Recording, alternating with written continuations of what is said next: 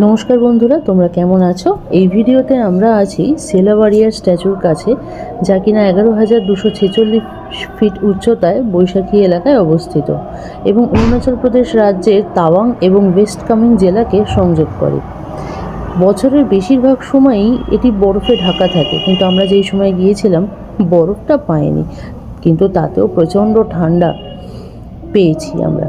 এই ভিডিওতে আমাকে এবং আমার ভাইকে দেখা যাচ্ছে একটি সেলা ওয়ারিয়ার নামক স্ট্যাচুর সামনে, যা কিনা সাহস এবং বীরত্বের প্রতীক। এই জায়গাটির সঙ্গে জড়িয়ে আছে সেলা নামের এক মনপা মেয়ের গল্প।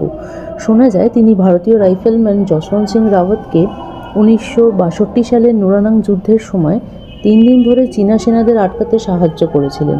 তারপর নিজেও দেশের জন্য শহীদ হয়ে যান।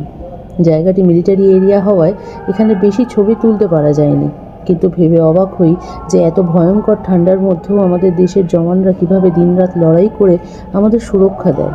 এটা ভাবলেই মনে গর্ব হয়, গর্বে বুক ভরে ওঠে। এই জায়গার অনুভূতি গায়ে কাঁটা দিয়ে যায়। জয় হিন্দ।